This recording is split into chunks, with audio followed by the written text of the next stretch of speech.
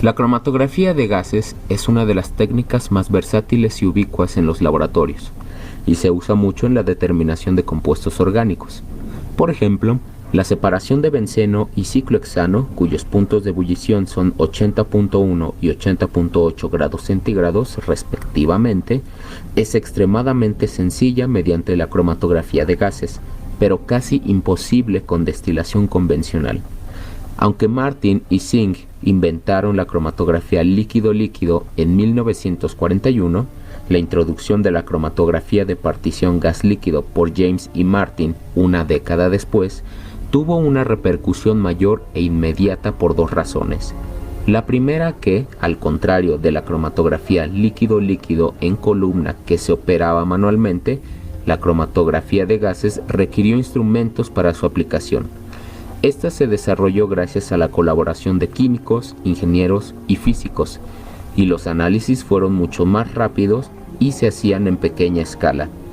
La segunda fue que la industria petrolera, con su desarrollo, debía mejorar el control analítico, por lo que la cromatografía de gases se adoptó de inmediato.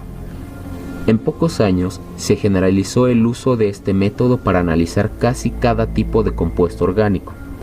Con esta técnica se pueden separar mezclas muy complejas.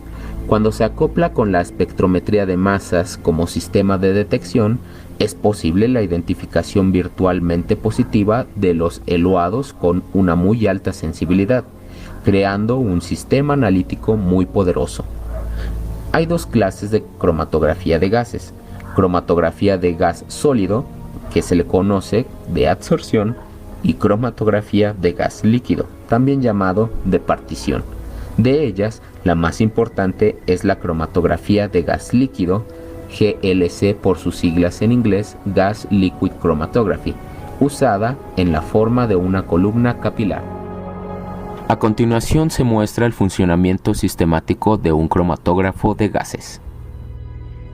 En cromatografía de gases, la muestra a analizar pasa al estado de vapor, inyectándola a un puerto calentado. El gas de la fase móvil se llama gas portador. El helio es el gas más usado, además del argón, nitrógeno e hidrógeno. Estos gases están disponibles en tanques presurizados. Se requieren reguladores de presión, calibradores y medidores de flujo para controlar la velocidad de flujo del gas. La fase estacionaria es un líquido no volátil soportado en una pared capilar con partículas sólidas inertes como la tierra de diatomeas.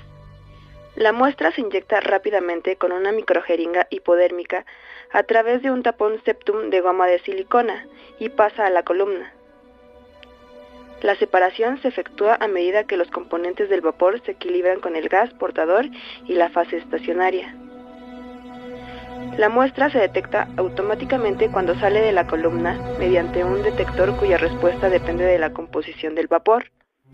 Un inyector está formado por un bloque metálico, provisto de un sistema de calentamiento, un termostato capaz de mantener su temperatura constante y un aislamiento térmico adecuado.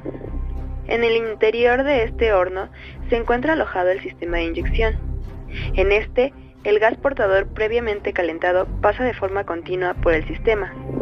La muestra es inyectada en el interior de la cámara por medio de una microjeringa de precisión a través de un diafragma perforable con capacidad de autosellado en el momento en que se retira la aguja.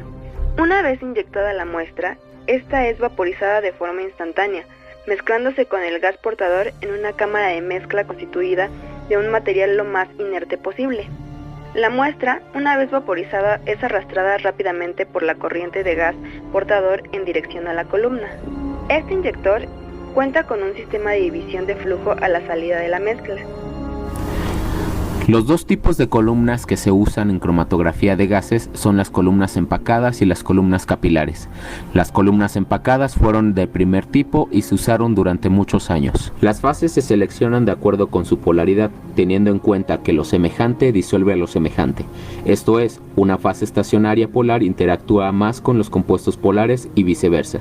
se debe seleccionar una fase en que el soluto tenga cierta solubilidad. Una vez que la muestra llega a la columna cromatográfica, esta va a comenzar a sufrir una separación según la polaridad de cada una de las partículas que componen a esta muestra, adhiriéndose a la columna cromatográfica.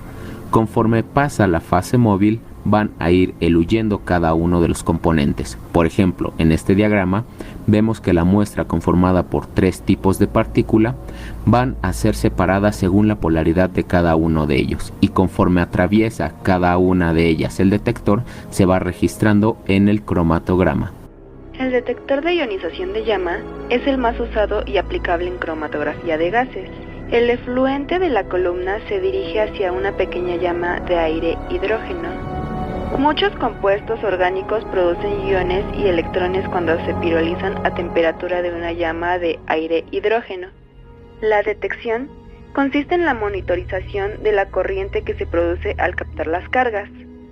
La recolección de los iones y electrones se consigue aplicando varios centenares de voltios entre la punta del mechero y un electrodo colector, localizado encima de la llama. La corriente resultante se mide entonces con un picoamperímetro. El detector de ionización de llama responde al número de átomos de carbono que entran en el detector por unidad de tiempo, de modo que es un dispositivo sensible a la masa y no a la concentración. Este detector es selectivo hacia los compuestos que presenten enlaces carbono-hidrógeno, por lo que son muy pocos los compuestos que no dan señal en él. En un detector de ionización de llama, el gas procedente de la columna se mezcla con un hidrógeno y esta mezcla se quema en una cámara con exceso de aire. Por encima de la llama se dispone un colector cilíndrico polarizado con el fin de recoger los iones generados. Sobre este dispositivo se mide la corriente iónica que se establece entre la punta del quemador y el electrodo colector.